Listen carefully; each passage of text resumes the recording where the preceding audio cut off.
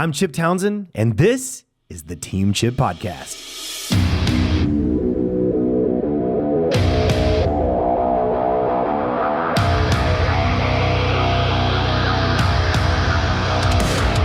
I don't work a day in my life because I love what I do, and I just go to work every day on my project.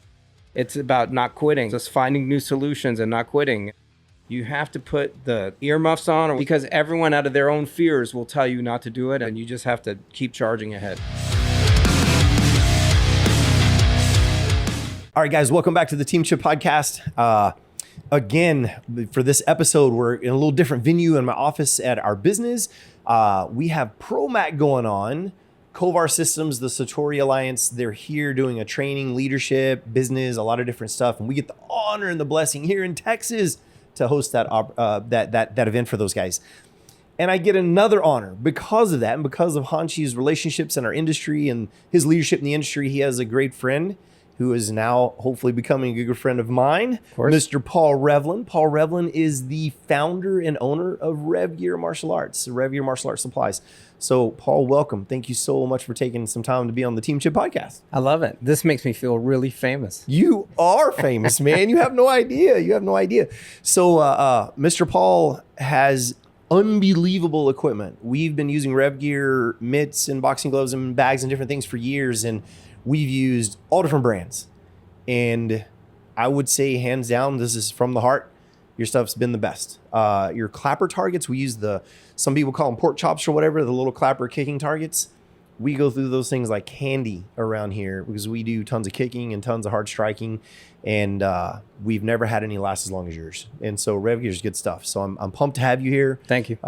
Believe in what you do and what your products are. But I wanted to talk to you a little bit about kind of how you started. What got you into the martial arts supply business?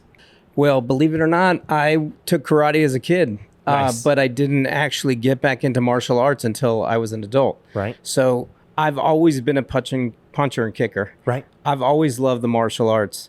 When I was a kid, they weren't textbooks, but my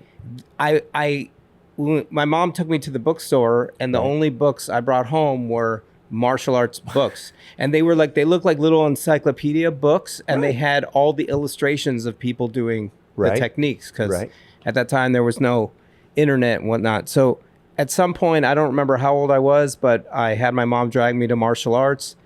I started training, and I think I had the typical experience of kids in that time where the instructor was not a good instructor. Right.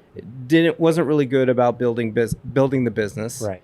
And my experience wasn't the best. So I made it to orange belt or something, and I quit. Right. But I didn't want to quit. I just didn't like the instructor and I didn't like the school, and I just didn't like anything about it, but I still wanted to be in martial arts. Right. But I never did anything about it until after college, actually. So after college, I ran into a friend at a party. Right. And it was right after college. And I was explaining that I always wanted to get back into martial arts, and he said, "Why don't you come train with us? We're teaching Krav Maga." Right. And this was the early days of Krav Maga in Los Angeles. So there was no centers, there was no licensing program. There were just a bunch of people training. Right. At that time, they called it University of Judaism. It's different now, but I trained under Darren Levine and a number of amazing instructors at the time. Right. And we would all drive up in our Mustangs and our muscle cars, and we would punch and kick each other and a lot of things. And at that point, I just developed a real serious hobby in Krav Maga. So for a number of years after that, I trained in Krav Maga, but I was working as an accountant. Right. And I hated being an accountant. Right. I mean, what did you? I mean, not to be facetious, what did you hate about it? I mean, tell me about that. I think what did it for me was, I went to college at University of Illinois. Right. And I worked very hard to get into the undergraduate accounting school, which apparently had some prestige for people in the Midwest. And so I felt really good about that. Sure. But when I moved back home to California, nobody really cared about what was going on in Illinois. They were like recruiting people from USC and UCLA, et cetera. And that was okay. But really, when I started, I worked for a private company, a small company that made a tanning accelerator. Oh, wow. Okay. Wow. Yeah. And so like there were tanning beds in our office, and I was the one of the accountants for this small company, and I got to experience what it's like to work for a small company. But being in accounting, I got to see all sides Kind of the business. backside, right? Yeah, I really saw everything. You know, everything from the top to the bottom. It was that was a really great experience, and so I realized that at one point and sometime in the future, I may want to have my own business. Now, that being said, in order to become a CPA, you have to get a certain amount of work experience. Right. And the work experience is very specific. You have to do audit work. Audit work can be very grueling. Yes. It can be boring, especially as an entry-level accountant. They send you off to the photocopy room at a big company and say, okay, photocopy these 600 documents, and that was your job. So anyway, long story short, at one point, one of the managers came to us, the staff accountants, and basically said, November's here. I would prepare to work every weekend, every night and every weekend, all the way through April 15. Right. And I was like, that wasn't anything they ever really told me was going to happen in college. School? Yeah. And I was like, what? And I realized that was the lifestyle for all the accountants, whether it was all the way up to even the partners. They worked a ton, from January all the way through April 15. Now, I happen to like skiing. I like winter sports. And I was like, this means I'm never going to ski again. That's just not going to work, And the idea of working every night, every night and every weekend for 4 months straight without a break also didn't thrill me. So it was like soon after I became certified, got my work experience, I decided to start my company. You jumped ship. Wow. Yeah. So I had decided, and I was working on this in the background as an accountant. I was working on the weekends. I would go and I started designing the first 4 products that we started Revgear with, which was a shin guard, basically what we called a finger-free glove, or it was probably one of the early days, an MMA glove.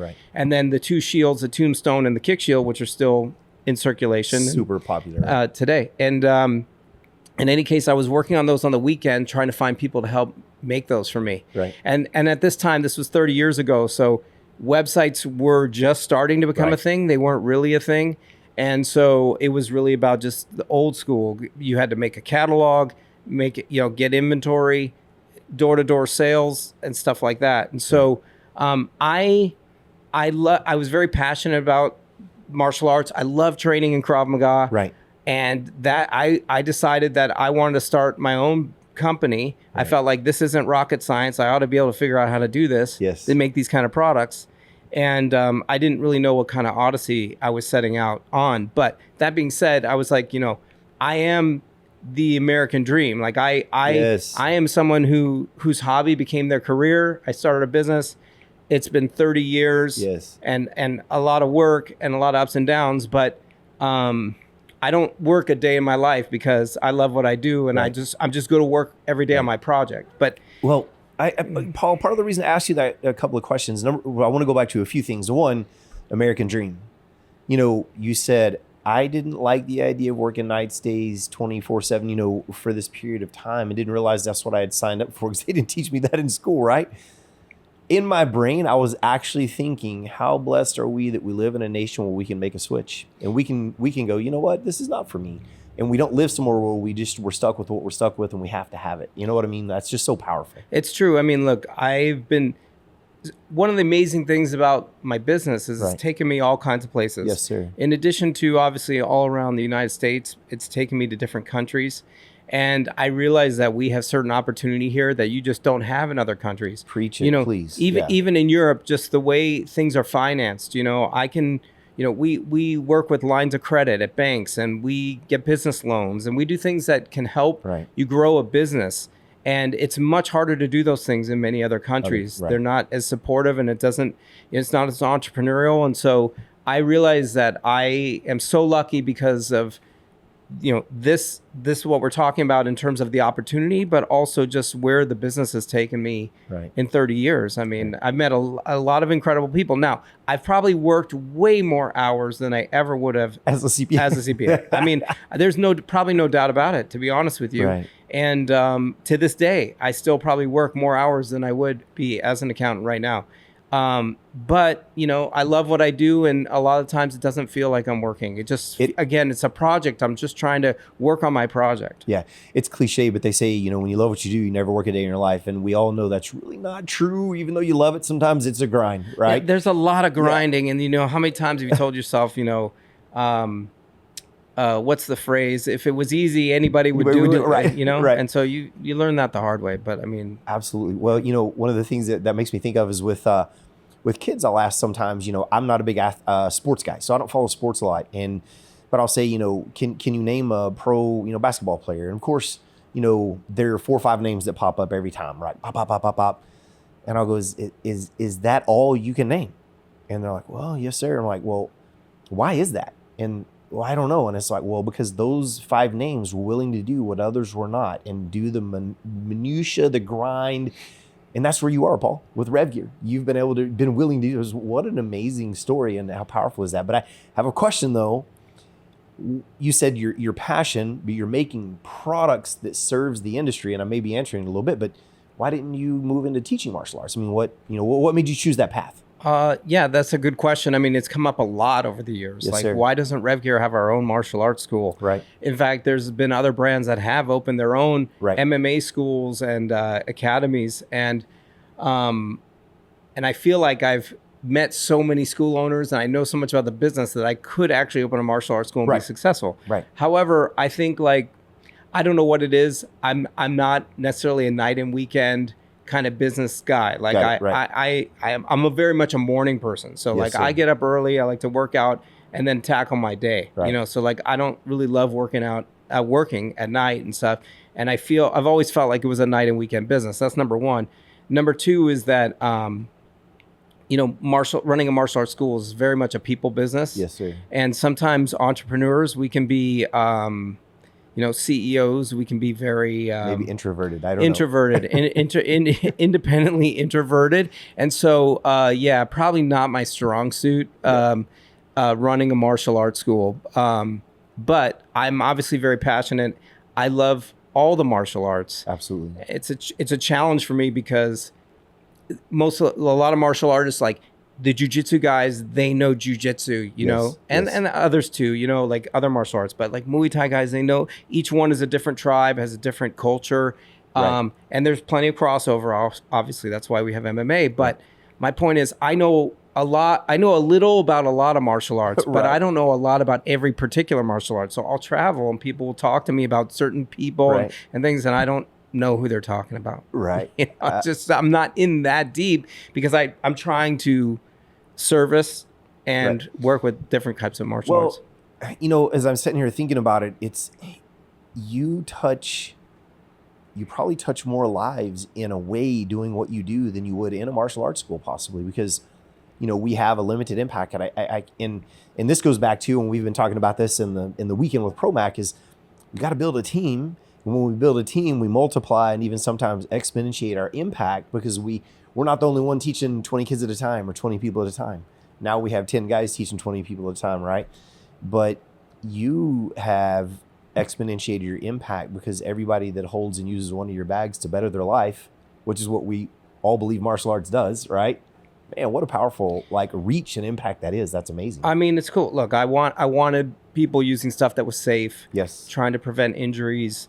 The very first kick shield I designed, I designed it because I hated holding all the kick shields that were available. Right. When I was holding for guys your size, and when a guy your size was kicking me, I felt like my ribs were going to crack. Right. I'm like, this is not for me. Now, I love doing this, but I don't like using this pad. Right. And that's how I developed the kick shield that we have today. 30 years ago, it was for holding guys your size. Right. I didn't want that. So I haven't realized it that much, like what you're describing, but yeah, I think some of these products, to see them in different martial arts schools and dojos and academies around the country is pretty gratifying, and I also like to work with the school owners to help them grow their business, help them sell more merchandise and those kind of things. I'm passionate about that. Right. So there's been a lot of ways to contribute to the industry, I think, that are not, in the norm. Well, it may not be consciously thought about, but man, I was just sitting here thinking about every kid that comes in here that's struggling with being bullied, that's struggling with focus or anything else and they learn to focus on that Revgear target and hit it, you're touching their life, man. Yeah, that's awesome. What a powerful thing is that? That's huge. It's cool. Yeah, it's cool. I mean, I look at it like it's my business and I'm passionate about it, but sometimes I travel to places and when people find out I'm the owner of Revgear, they look at me like I'm a celebrity, like, wow, that's incredible. That must be so amazing. And I'm like, well, there's some days it's amazing. Some days it's a challenge, but it's definitely surprising when I'm treated that way. It's pretty cool. Well, I think there's probably good reason for that because you're impacting lives in such a way that maybe you don't even realize. But you know, it makes me think of a funny that happened one time not long after we took over our martial arts school. We have a big Air Force base here, and a young airman was training. And we had just taken it over. There were literally a handful of classes a week and like 57 students. And so he looks at the schedule one night after his class, and we're in the little lobby. It was the last class of the night, and he's about to leave. And he says, man, it's like 4 hours a day. You have the best job in the world. And I thought to myself, kid, you have no idea. I'm trying not to starve to death. And all the rest of the day, I'm trying to figure out how to get the phone to ring because I need more students because I want to touch their lives, but I do need to make some money. That's right. I got to figure out this balance, man. That's right. Can I tell you 2 stories? Yes, sir. Okay. So mainly about perseverance. You know, we're talking about being an entrepreneur, whether you're a martial arts school owner or any kind of business owner. In my opinion, the number one thing necessary to succeed is perseverance. Yes, sir. I mean, you can never quit. Right. I mean, you got to at all costs. So when I first started the business, like anything else, I had some rose-colored glasses, and I thought, this couldn't be too hard. Right. This is like vinyl and foam and whatnot. But so I set out on this odyssey trying to find someone to make stuff for me, the products that I wanted. And so I looked and looked and looked, and I couldn't really find anybody. Eventually, I found a woman about an hour from my house. Right. And she had a business selling tarps. She would make tarps for boats. Cool. And I was like, okay, cool. This is the kind of, she works and had sewing equipment. Right. And this is the kind of woman who can sew the kind of things that I need. Something tough. Yeah. I'm using the same materials that they make on tarps, truck tarps for my shields. And so, well, I brought the designs to her, and I found out, over a period of time, she had no interest in making this for me. I mean, like zero. And but I had to talk her into, okay, can you please just make me some samples? Right. I have these drawings. Can you please help me make it?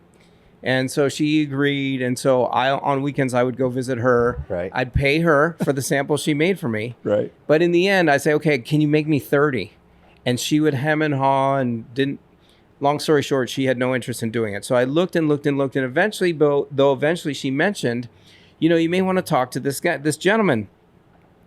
I think he makes some stuff like you're looking for, right? And so ultimately I met this gentleman. His name was Tom Christensen. He was an older gentleman. Right. And when I met him, he was in a small industrial unit, and he was making dummies, dragging dummies for fire departments for them to do training.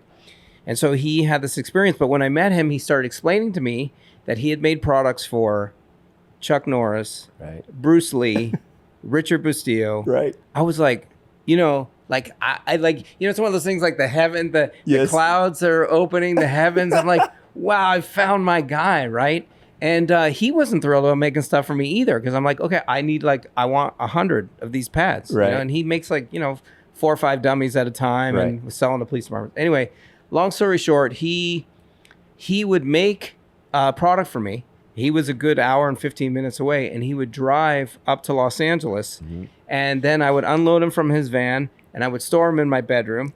And then I would spend the day calling martial arts schools to sell the stuff that was sitting in my bedroom. My warehouse was my bedroom. And so you couldn't see it, but I had shields stacked up all around my bed. Right. And eventually he also made heavy bags. So I would sell some heavy bags. If I had sold heavy bags, I would go down, pick them up.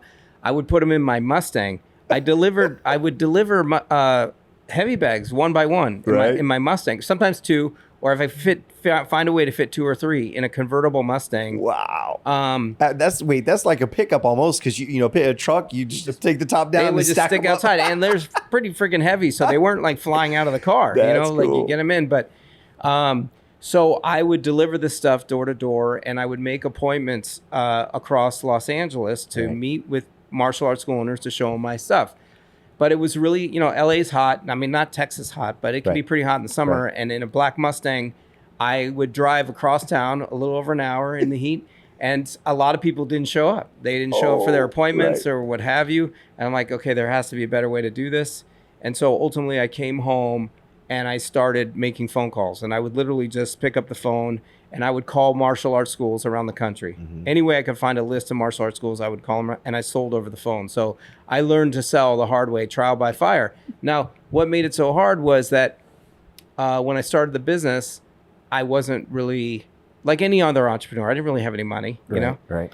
And so I went to my grandmother and I asked her, I said, Grandma, I want to start a business. Right.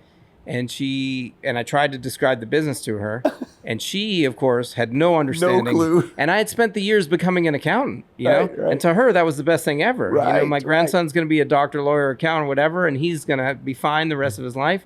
And here I am telling her, I don't want to be an accountant anymore. I want to start this company. I want to make martial arts equipment. And she has no idea what I'm talking about. And so, so I had to talk her into basically, I said, if you pay my rent for a year, I will pay you back every penny.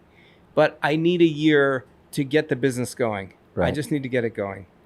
And she reluctantly agreed. Wow. To give me money to pay my rent, for a year. Now, after she never liked it, she never embraced it, she never really in her head approved it. So at about 3 months in, she came to me and said, darling, it's been a year. Oh no. 3 months. And I was like, no, Grandma, it's been like 3 months, and she said, okay, whatever. And we talked, it just kept going, changed the subject.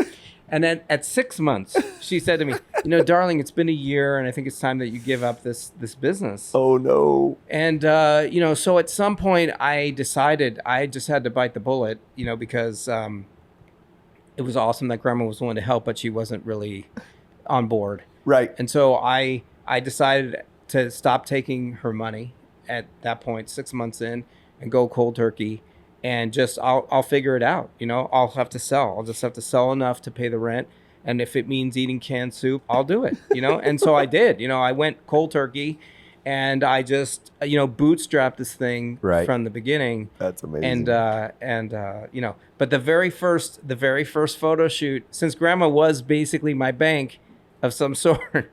My very first photo shoot, we had a small industrial unit, and I was telling Grandma we were going to do a photo shoot. Right. And she said, because at that time it was all about catalogs. You got to have a catalog. And so she said, can I come to the photo shoot? And I said, yeah, you can, and, but it's, it's a small little industrial thing. Right. It's like a garage. Like we're literally shooting some pictures in a garage. Right. And but Grandma dressed up that day, like in the nines, in a gown, in a full gown, like in her whatever wedding gown it was. Right. She had all her makeup on and everything. And I drove over the hill, which in LA, there's the city in the valley. I lived in the valley. Drove over the hill. I picked her up. I drove her down into the area industrial unit, and Grandma watched in her gown. She watched us do our first Revgear photo shoot. How cool. What a memory too, though.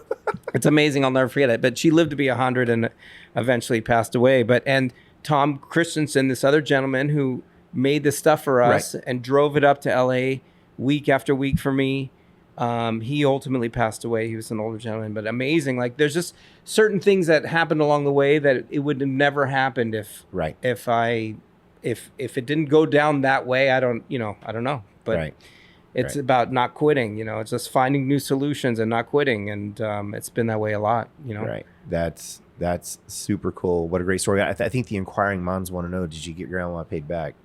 Grandma wouldn't accept my money. It became an investment in her grandson that she was proud of after all. Yeah. Like, it's like the years went by and I was making it and it was doing okay. It was never, at that time wasn't going great, but it was getting by, and she never loved it, but, she never asked for the money back. Nice. She never did, because grandma wasn't, Nice. that was awesome that she could afford to do that. Very cool. Well, learning this about you and about your story is really, I think it's super cool, because as a martial artist and a martial arts school owner, I'm attracted to people who are passionate about what we do. And what I mean by that is it makes me want to do more business with you. Not only that, but the entrepreneur side too. Like, I'm super passionate. I don't know the numbers. I think today around 60% of the GDP of the United States of America is built on small business, right? And used to be, it was, I think in my memory, like 75, 80%. And, there's so many, more big businesses coming along now that it's shrinking that piece. But I don't think a lot of people realize how much of our heritage and how much of our country is like built on the back of small business people like you, who are willing to just keep trying, keep grinding, keep trying, keep grinding until you make it work, right? And so for me as a martial arts school owner and operator, I love the story. It makes me go, yeah, I feel better every time I buy a Revgear pad, target, glove now. It's like, awesome. We're contributing back to somebody who gets it, right? Thank you. Well, I still feel over 30 years I've had to reinvent the business a number of times. Right. I feel like I've reinvented the business 4 different times. Right. Because just because you start a business and it starts to grow doesn't mean it's just going to grow on its own forever, as you guys know, right? Keep doing the same thing over and over and expecting a different result is the definition of insanity, right? Yeah. So absolutely, you have to change. Yeah, you have to change, and it's never just over. It's not like you just don't start a business and it doesn't just go and everything's honky dory. I mean, some people build their business and sell their business, and that's awesome, and they're successful. In my case, I've always loved my business, and but it's been through a lot of up and downs, and certainly through COVID and all that stuff, like everybody else. But absolutely, you can never quit. You just never quit. Love it. All right, Mr. Paul. Well, part of our audience is entrepreneurs and martial arts school owners. You have just a last, maybe wisdom nugget around never giving up, around small business you would share? I would just say, look, in the current economic situation, I hear a lot about jobs. Employment opportunity, college kids finishing school and there's not a lot of jobs, I just hear kind of stuff like that. But I feel like there's more opportunity now than there's ever been. Yes, sir. Because it's so much easier to start a business than it was when we started business. Oh man, I mean, absolutely. The resources are just abundant. It's amazing. The tools are amazing. I mean, there's just a tool for everything. Right. You dream up, there's a tool that will help you do it automatically. There's an app for that, sir. There's an app for that, right? Exactly. And that the software, all this stuff did not exist when we started our businesses. 100%. So I feel like there's, in many ways, it's a lot easier to start a business. As a result, there's more competition, but there's just a ton of opportunity. There's a lot of opportunity to reach a lot of people easier than it used to be. And you just have to be creative, and you got to be willing not to quit. Right. And you have to, I don't know Sylvester Stallone. I've never met him, but the story is famous about him just, closing his ears and listening to people tell him, you shouldn't act in this movie, or it's no good, or whatever. The Rocky story. Absolutely. But sold his dog, right? To get enough money to get by for a few days. I mean, but it's true about being an entrepreneur. You have to put the earmuffs on or whatever, earplugs in, because everyone out of their own fears will tell you not to do it, and a lot of reasons not to do things, and you just have to keep charging ahead. Keep charging. I don't want to add to it because that's great, but it makes me think of, without bad intention, your best friends will sometimes be your worst enemies when you go to open a business. When you say, I'm going to go to South 13th Street and I'm going to open a flower shop, in their heart they're like, how cool, but in their brain they go, what do you know about flowers? South 13th, is that really a good location? And their unintentional negative questioning, man, it can eat your lunch. And their own fears will keep them from wanting you to succeed. Right. And so they will poo-poo it out of their own fear. Right. And so they just vomit that onto you. Right. Well, and I think another thing too along those lines is when you begin to succeed, your circle around you doesn't rise, and that's part of their fear too. Like, oh, if you go up, that's going to cause me to need to go up, and so it's easier for me just to hold you down. Kind of the crabs in the basket concept, but really powerful. The last thing I'll say is at the Revgear office, there's a sign above the door into the warehouse, and it says, I want everybody seeing it every time you walk in and out. It says, success looks easy to those who weren't around when it was being earned. Oh, man. I like that. That's good. If you didn't get anything else out of the podcast, take that nugget right there, baby. Mr. Paul, thank you. Awesome. It's truly an honor to have you in our facility, in our life. Love your products. Love what you do. Just Thank you. encourage you to keep it up. And thanks for everything, man. Thank you. Thank Yep, you so much. absolutely. For having me. All right, guys. Thanks for listening. Subscribe, follow us, send us a message. Let us know what you'd like to hear. We're thankful for all of you, and we'll catch you next time.